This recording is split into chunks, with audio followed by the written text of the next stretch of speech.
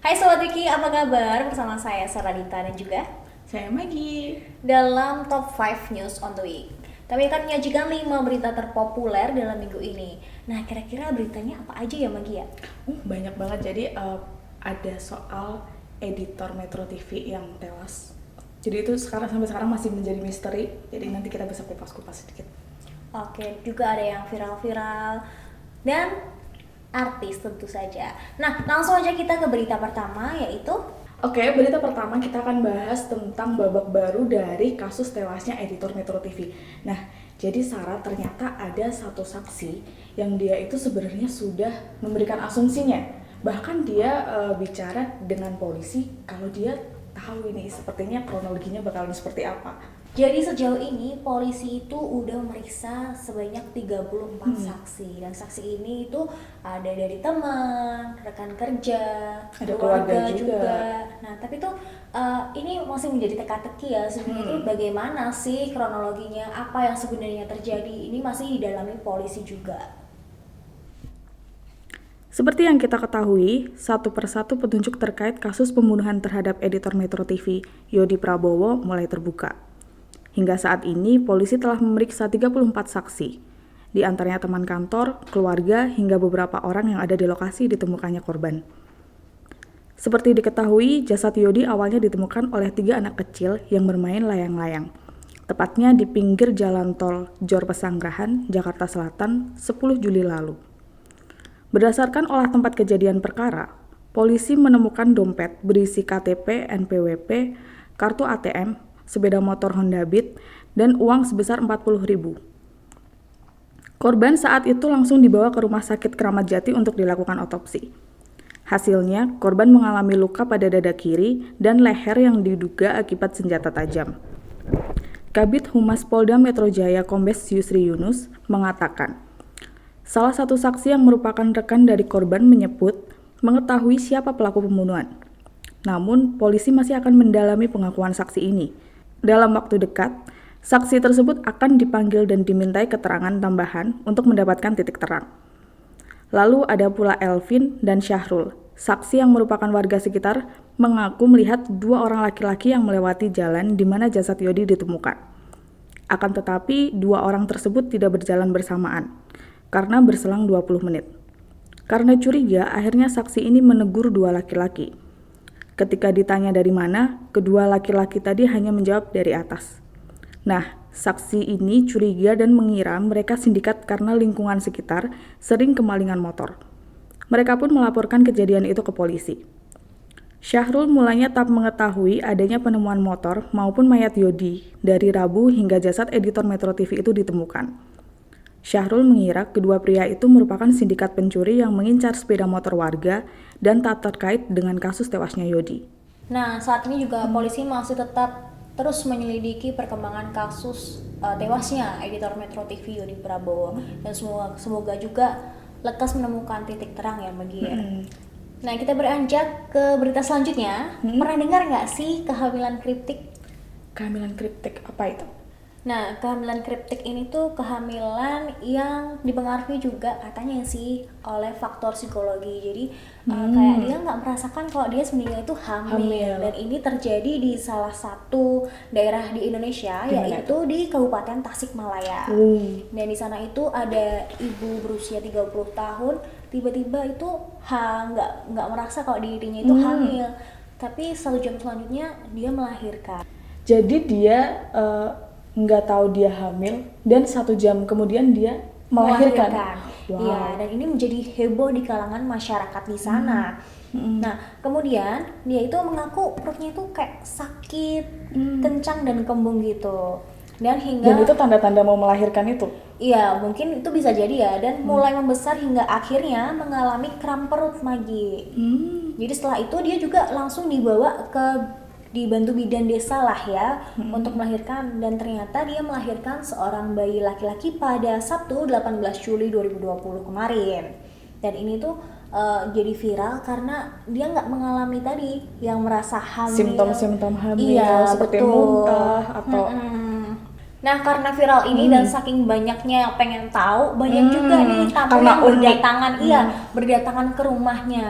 Mulai dari kayak dari dinas sosial, bahkan YouTuber itu sampai ke rumahnya loh. YouTuber aja dateng Iya, buat dan ketemu ini tuh ibunya. mengakibatkan ibunya tuh stres, ya kan kasihan juga kan kalau ini mempengaruhi kondisi Mentalnya dia. mental dan juga kesehatannya. Apalagi kan habis melahirkan kan pastinya fisik juga capek dan lain Iya, sebagainya. betul. Nah, bahkan ibunya ini tuh nggak mau makan dan nggak mau minum. Dan adiknya tuh menghimbau untuk masyarakat baik yang akan datang ke situ maupun yang sudah datang ke situ untuk kayak udah deh stop dulu. Kasihan dibatasi juga lah ya. kan, iya. Kasihan juga kondisi ibu ini gitu. Nah, untungnya sekarang ini tamu-tamunya ini sudah mulai berhenti Berkurang? berdatangan, ya berkurang gitu. Oke, beralih ke berita ketiga nih, Sa. Jadi akhirnya kita masuk ke ranah viral-viral. Jadi ada satu selebriti senior, cukup senior yang namanya Catherine Wilson. Jadi kan kemarin waktu Jumat 17 Juli lalu dia ditangkap kepolisian nih terkait dia punya 2 kantung ada 2 paket sabu-sabu ceritanya. Oke. Nah, kemudian yang namanya netizen nih ada footage di mana dia ini sempat datang dan hadir di acara talk show salah satu televisi dan dia itu bergelagat aneh gitu, Sah. Dulu ini pasti video lama yang diunggah kembali oleh netizen dan ini tuh katanya sih ya ramai juga diperbincangkan Magi. Soalnya gelagat Catherine ini dalam video itu tuh aneh ya, bisa dikatakan banyak orang yang bilang dalam pengaruh obat. Memang pembawaan Catherine di acara itu memang ya sedikit riang. Menanggapi hal tersebut, manajer Catherine, Randy, buka suara. Dia meminta masyarakat untuk berhenti membagikan video tersebut di media sosial. Randy menjelaskan 1 hari sebelum syuting, Catherine memang mengeluh tak enak badan. Menurut Randy, bisa jadi tingkah laku Catherine hanya untuk menutupi rasa sakitnya itu. Si manajer ini juga menjelaskan kalau Keket, panggilan akrab Catherine, adalah sosok yang pembawaannya ceria. Dia dengan tegas menepis isu jika aktris peran tersebut dalam pengaruh obat. Nah, semoga kasus Catherine Wilson ini cepat selesai ya. Dan kita akan beranjak ke berita keempat. Tapi sebelumnya pernah nggak sih datang ke pernikahan mantan? Aduh, berat tuh topiknya. Kayak gimana ya rasanya datang ke pernikahan mantan? Dan ini ada video viral tentang Lesti Kejora, salah satu penyanyi jebolan Dangdut Academy yang datang ke pernikahan mantannya, yaitu Rizky Dangdut Academy. Wow.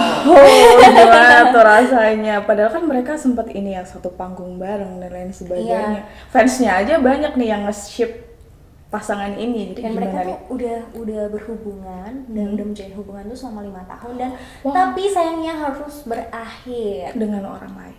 Iya, dengan orang lain. Dan di sini di video ini terlihat Lesti itu menangis ketika memberi salam kepada ibu dari Rizky ini. Tentu aja sih, soalnya udah berapa 5 tahun pacaran. Iya, mungkin pasti ya. ada lah ini tekanan Iya. batin dan lain sebagainya. Tapi nih karena video itu jadi perbincangan netizen, ada juga yang komentar. Salah satunya datang dari anak Iis Dahlia. Wah. Gimana tuh dia?